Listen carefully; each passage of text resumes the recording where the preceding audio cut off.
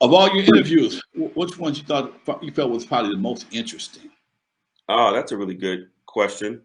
Um, hmm, what's most interesting?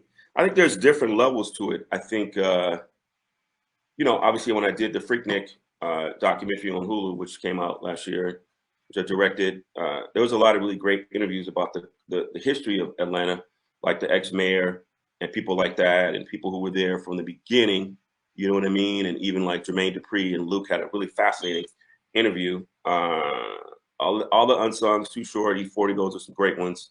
Your best friend, Sugar Bear, Marion Knight. I interviewed Marion. In Mule Creek State Prison Okay. in 2000 when he had just got off of probation and he had just got off the cast. He had a cast when I first saw him. I think Suge is one of the more provocative interviews that I've ever done multiple times. And even when he got out of jail and I interviewed him at Death Row on San Vicente when he had Suge, brilliant, trouble. He showed up with a briefcase and some with money in it, if I can't remember correctly, and he had some diamond handcuffs, saying they can't lock a nigga like me up. Went off on that interview. Suge is obviously off the chain. He was talking about Eddie Murphy, certain negative things, Magic Johnson. He mentioned the minister. It was I really didn't want to put the article in the source because I thought some of the things he said weren't cool. And when you walked in that death row office, I'm not sure if you went there. There was posters and like kind of like Biggie and Buffy and Piggy, which was supposed to be Biggie and Puff, doing crazy things in the lobby, and there was some negative stuff that he said about those people. So I think Suge, in terms of one of just the more crazier people, I really enjoyed interviewing Snoop many times. He was in the Gil Scott Heron Unsung. He was in a Nate Dogg Unsung as well. So some of my good interviews that I've had over the years. Okay. I never made it to Death Row Records. I just did not. By that time, I had realized hip hop was going some place I didn't want to go, and I just sit back, bought me some popcorn, and watch the show. Just watch the show and watch. Well, you obviously the foundation of a lot of the people who came on later. If there's no you, there's no Eric, there's no Andre, Dog, none of that. Game, to some extent, all these people came from that family tree. And me, myself, I come from that family tree to some extent too, because I chronicled what happened to him. I was in the courtroom when Snoop got his murder sentence for whatever else. You know what I mean? I was at the hospital when Tupac got shot the next day. And so, as a chronicler of that time, I think we always just trying to figure it out, and I think in LA it was a chaotic time. If you remember too, Alonzo, the riots, the rebellions, OJ, Los Angeles had a lot going on. And I think the music reflected the rise of Death Row, reflected the street life that was happening. It wasn't the turn out the lights, party girls kind of thing that you had did. I think it just got more dangerous. You know what I mean? The music. I tell people at one point in time, everything that all the bricks we laid got blown up and became bricks of cocaine. Them yellow brick roads of partying became bricks of cocaine, and everything changed. And here's the crazy part. I talk about this all the time. When I first opened the Eve in 1979. Wow, 79. 79. I was 22. Okay. I could wear suits to work, man. I could go. I mean, we had a dress code. We had my whole theme was Eve After Dark was Soul Train without the cameras. Oh wow, okay. That was my attitude. I was Don. In my mind, I was Don Cornelius. Okay. In my mind, Barnum, right? I was P.T. Barnum. I was all that. Okay. And we left the Eve. I left the Eve in '86. Started doing doodles, Skateland, and we went on tour for a while. And when I came back, after the tour stopped being fun, because shortly after that we broke up and blah blah blah. And I came back to the Eve. I always had a set of keys to the Eve. The old man who owned it, me and him would stay super tight. And I said, hey man, I need to make some money.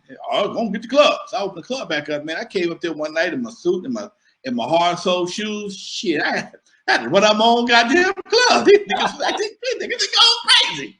I had to literally change my dress code, man, to start wearing jeans and tennis shoes and sweatshirt, dude. Right, and I couldn't sit in my office, like when I had the Eve first, I could sit in my office and entertain guests. I couldn't entertain shit. I had to be on the floor with the security guards. The whole world changed overnight, man. And I think it was a you know, coming from that Oak Tree time, early 90s, late 80s, when you had to have the polka dots, you had to be dressed up, you had to be fly. I remember even when we had the bows with the ties, we was, you know, you just had to come fly with a haircut. You couldn't just show up with the, you know, the jeans and the sneakers. You know, that's a different era, my player. You know, I totally get you. Yeah. When were you born, man? When you born? 71. Okay, so you the youngster. I ain't mad at you. I'm not a youngster. I'm not an OG, triple OG. Feels good being called a youngster, huh? I got one G in my OG. You know. All right, I'm gonna give you a small G. Okay, I'll give you a small G. All right.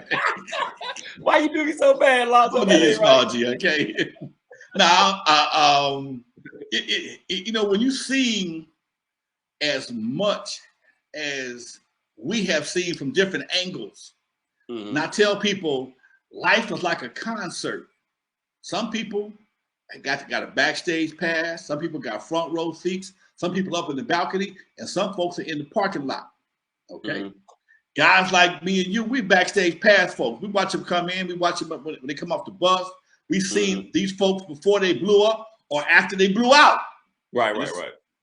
Before they blew up and after they blew out, whatever the situation may be, and people in the front row, all they see is what they see. They don't see the transformation from Eric Wright to Eazy E. They don't see the transformation from Andre Young to Dr. Dre.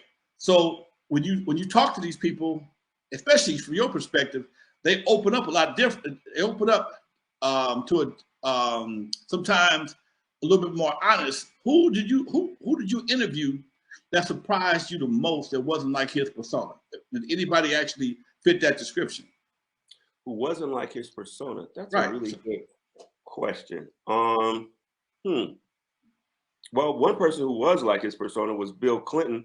Bill Clinton was really a player.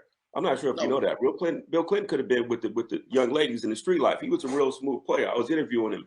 He looked like he had been hanging around black people. I know that has nothing to do with hip hop, but Bill Clinton was like, he shook his hand. You might want to give him a little kiss there, Lonzo. So Bill Clinton, even though he was a politician, I think he was with the street culture. So yeah.